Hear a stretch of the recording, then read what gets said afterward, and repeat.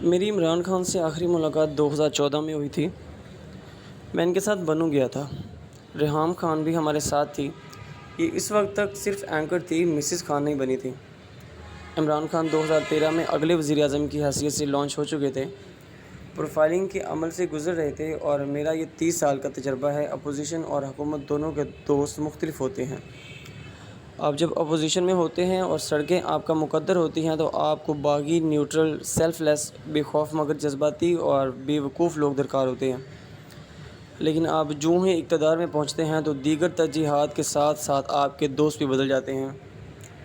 آپ کو پھر واہ واہ، سبحان اللہ، اور کیا بات ہے جناب جیسے لوگ چاہیے ہوتے ہیں۔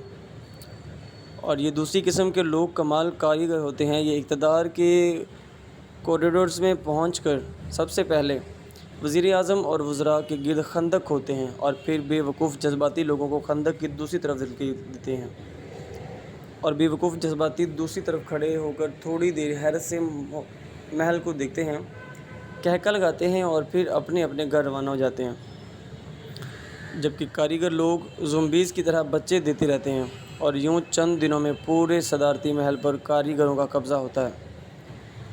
اور یہ لوگ اس وقت تک وزیر اعظم، صدر یا آرمی چیف کے کان، ناک، آنکھیں اور محسوس اور چکھنے کی حس بنے رہتے ہیں، جب تک اقتدار کا میلہ پوری طرح لٹ نہیں جاتا۔ 2014 میں بھی یہی ہوا۔ کاریگروں نے خان کا محاصرہ کیا اور بے وقوف جذباتی لوگوں کو خندق کی دوسری طرف دھکیل دیا۔ بہرحال ماضی لاش ہوتی ہے، اور ہم جب تک اپنے دفن نہیں کرتے ہم آگے نہیں بڑھ سکتے۔ اور اس لاش کو 4 جولائی کو عمران خان نے بھی دفن کر دیا، اور میں نے بھی فواد چودھری نے میری عمران خان کے ساتھ ملاقات طے کی۔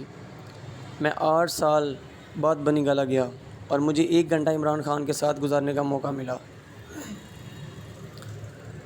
عمران خان حسب معمول جذباتی اور ہائی اسپرٹ تھے۔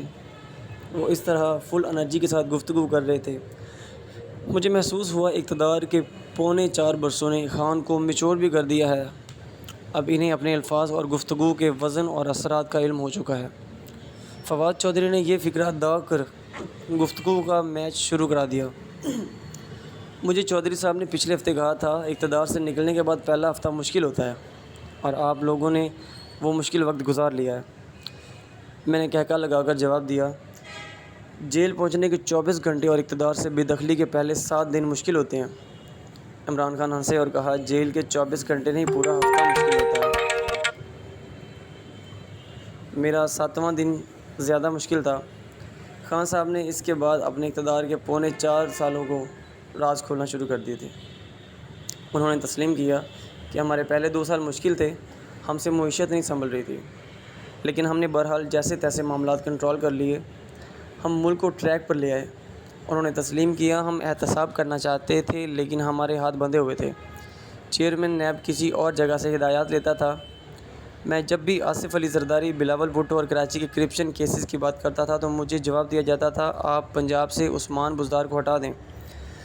میں نے کہتا تھا، پنجاب اور بزدار ایشو نہیں، ایشو کراچی ہے، یہ ملک کا فنانشل کیپٹل ہے، ہم نے اسے صاف کرنا ہے۔ عمران خان نے دعویٰ کیا کہ ہم نے تعمیراتی انڈسٹری کو ایمنسٹی دی تو ملک میں کنسٹرکشن کا بوم آ گیا، سیمنٹ، سریا اور اینٹیں تک مہنگی ہو گئی، ملک میں مزدور اور مستری نہیں ملے تھے، لیکن کراچی میں کسی قسم کی تعمیراتی سرگرمی نہیں تھی۔ میں نے میٹنگ بلائی، اس میں سندھ کا چیف سیکرٹری بھی موجود تھا، KDA کا چیئرمین بھی، اور آباد ایسوسی ایشن of builders and developers of Pakistan کا سربراہ بھی۔ میں نے کراچی میں کنسٹرکشن نہ ہونے کی وجہ پوچھی تو آباد کے چیئرمین نے کراچی کے افسر کی طرف اشارہ کر کے کہا، ہم جب تک اس شخص کو 3 کروڑ نہ دے دیں کہ فائل ہی موو نہیں کرتا۔ میں نے چیف سیکرٹری، وزیر اعلیٰ اور دوسرے اعلیٰ عہدیداروں سے پوچھا، کسی کے پاس جواب نہیں تھا۔ میں نے یہ ایشو نیوٹرلز کے سامنے بھی اٹھایا لیکن مجھے جواب ملا، آپ بس بزدار کو ہٹا دیں۔ میں نے عمران خان سے پوچھا، جب سے آپ سب لوگ مطالبہ کر رہے تھے تو آپ نے عثمان بزدار کو کیوں نہیں ہٹایا؟ عمران خان کا جواب تھا، پنجاب میں 3 گروپس تھے، میں تینوں میں سے کس کو وزیر اعلیٰ بناتا؟ میں جس کو بھی وزیر اعلیٰ بنانا چاہتا تھا، دوسرا گروپ کہتا کہ آپ اسے نہ بنائیں، آپ بے شک عثمان بزدار کو رہنے دیں۔ میں جانتا تھا میں نے جس دن عثمان بزدار کو اٹھایا اس دن پنجاب میں وہی صورتحال ہوگی جو اس وقت ہے۔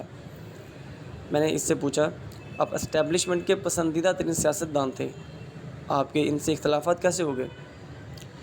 یہ ہنس کر بولے، میں آپ کو جواب دیتا ہوں، لیکن آپ 2000 کی بات سنیں۔ لبنان کے سعد حریری پاکستان آئے۔ شوکت عزیز نے مجھے اور سعد حریری کو میرٹھ میں کھانا دیا۔ شجاعت عظیم بھی وہاں موجود تھے۔ شوکت عزیز نے کھانے کے دوران کہا، اللہ سے دعا کریں افغانستان کی جنگ طویل ہو جائے۔ میں نے پوچھا کیوں؟ ان کا کہنا تھا، ہمیں اس سے ڈالر ملیں گے۔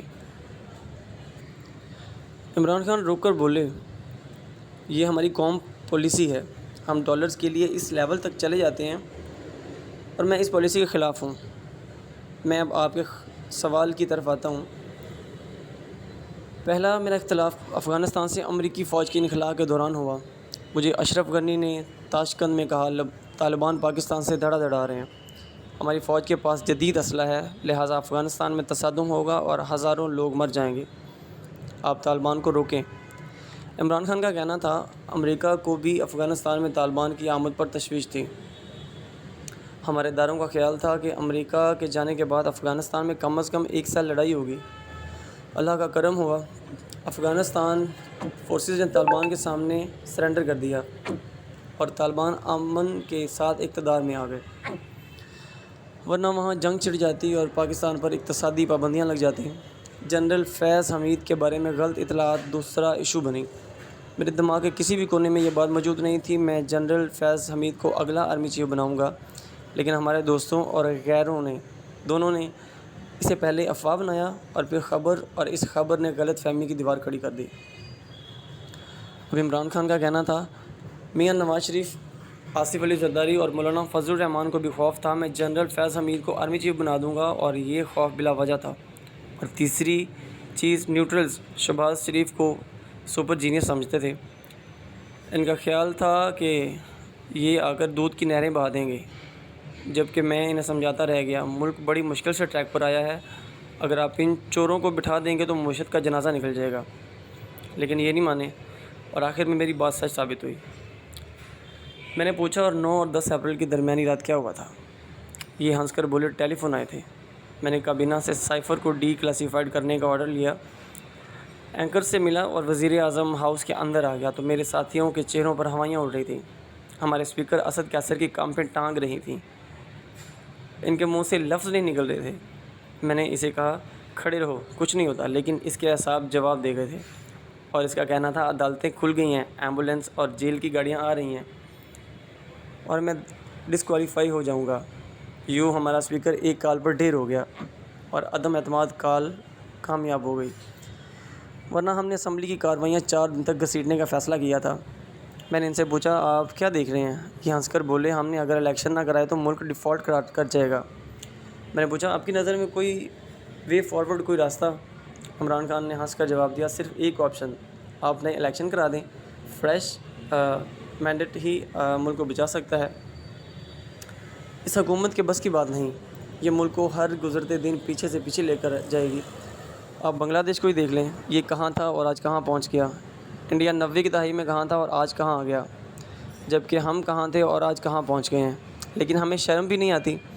میں نے پوچھا، ملک کو ٹریک پر واپس کیسے لایا جا سکتا ہے؟ عمران خان نے سینے پر ہاتھ رکھ کر کہا، صرف ایک چیز سے، اگر ساری ناکامیاں اور بدنامیاں وزیر اعظم کی جھولی میں آ رہی ہیں تو پھر اختیار بھی ان کے پاس ہی ہونا چاہیے نا۔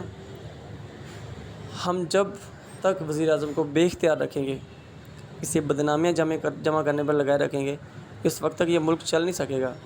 میں نے پوچھا، اب اس صورت حال کا ذمہ دار کس کو سمجھتے ہیں؟ عمران خان نے پورے جوش سے جواب دیا، صرف ایک شخص کو، اور ہماری میٹنگ ختم ہو گئی۔